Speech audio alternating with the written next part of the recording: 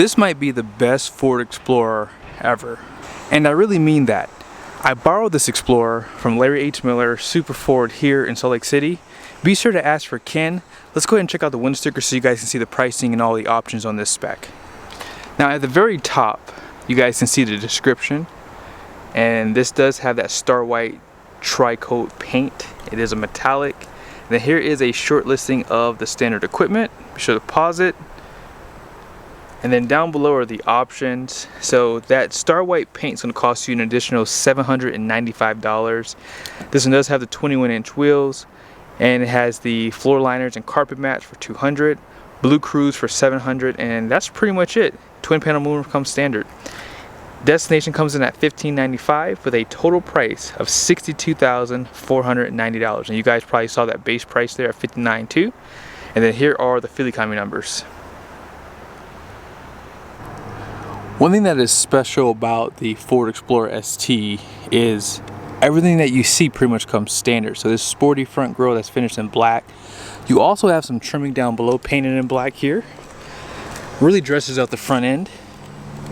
Notice your front parking sensors. This also has a camera on the front end, which means it has 360 camera view. You can see the ST badge.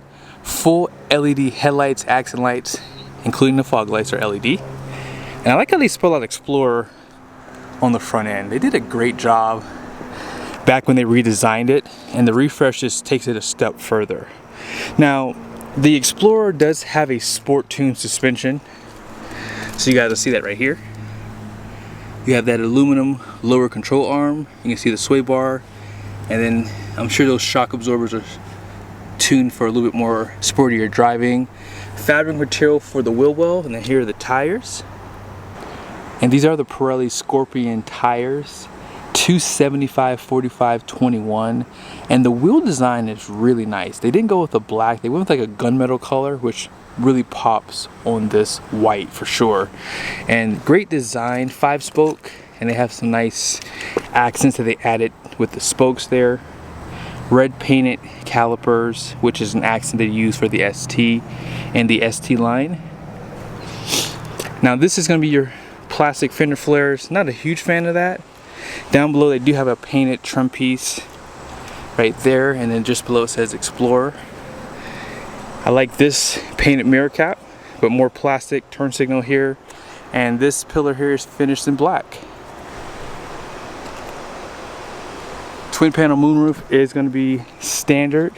You have the roof rails, and you have smart key system on the front and rear doors. And here's a great side view. You can get a finished black roof on the Explorer. However, it's going to cost you $5,000. As far as your fuel tank capacity goes, 20.2 gallons. You don't have to burn premium in the ST from what I can see here. It's not required. But if you want the performance numbers I'm going to go over in a second, you would have to burn premium. Down below, more painted trimming right here. Parking sensors. Class 3 hitch with a 7 and 4 pin for your trailer. And quad exhaust looks good. And I like how the back end is pretty clean. They have a Ford badge. It says Explorer here in black. Then that ST badge. Full LED taillights.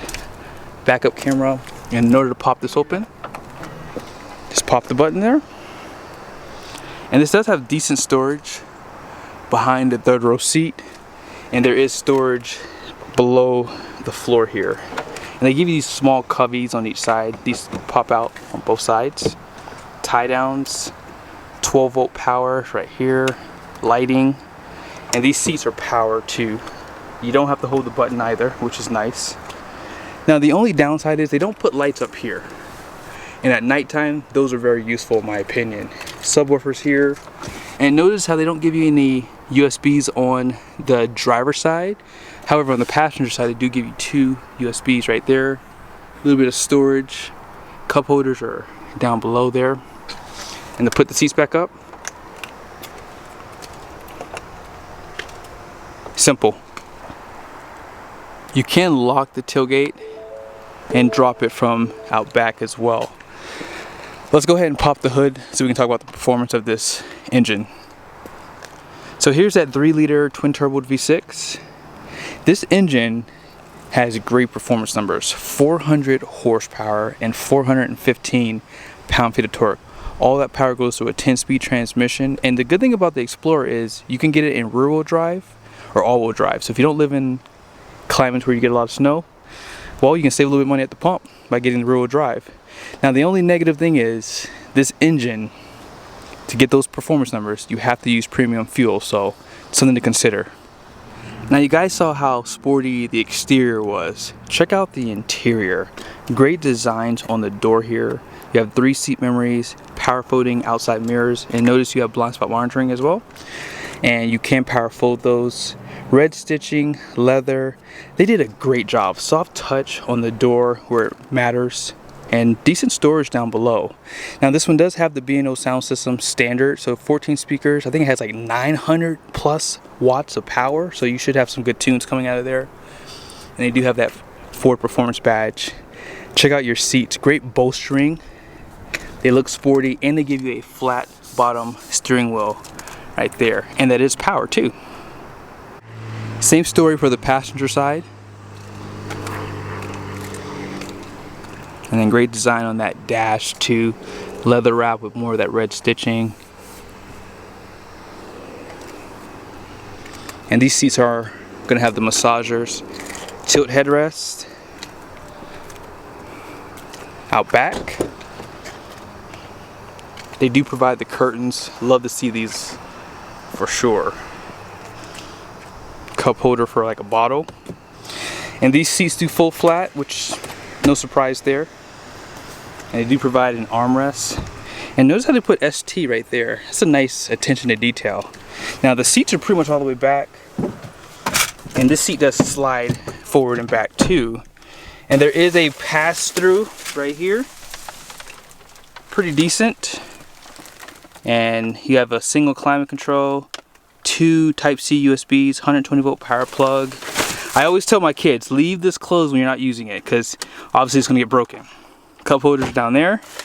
You have seat back pockets on both sides. But yeah, this is decently sized. Air vents on the roof, you have LED lighting. And this feels pretty comfortable out back as well. Now one thing I noticed, there is a hump you have to step over to get out. But getting in is pretty easy. Here's some of your controls for your lighting. And you can pop that rear liftgate out back. No heads-up display. 12.3 gauge cluster, 13.2 infotainment. And these doors open pretty wide too. Wireless chargers here, a little bit of storage. They should have just went ahead and just gave you dual chargers. That would have been nice. And notice some of your buttons down below with your volume control. A little bit of storage down here. You have your USBs, you have a Type-C to the left and Type-A to the right. Another 12 volt and decent storage down there. Push button start. That's how you control the windshield wipers, turn signals. And yeah, this is a nice SUV. Like, it has everything you would ever need. You have your home link right there. And I think the only negative thing about this new interior is your climate control buttons, your heated seat, ventilated seats, heated steering wheel buttons are all in the screen. So for some people, that might be a turn off. I think, me personally, I like to have hard buttons for climate. Just something I like to have. And the air vents sit a little bit low, but you can still feel that air really nicely. And then just check out the attention to the detail on that stitching. They did a great job on this interior. Soft touch here. And your center console. You have 2 more Type-C USBs. And I'm assuming this spot down here, I'm assuming this is like for the key. I had mentioned it in the last video, and when I got home and edited the video, I figured that's what that was for, and the key fits perfectly in there. But most people are going to keep their key in their pocket or in their purse if you're a female. Electronic parking brake here. Then you have your drive modes. I'll show them to you really quickly. You have your tow haul mode, sport, eco, normal, slippery, trail, and that's it. I would probably keep it in eco mode to get the best fuel economy. You do have some buttons here to control this screen as well. You can see some of your trip information inside of here. Nice layout.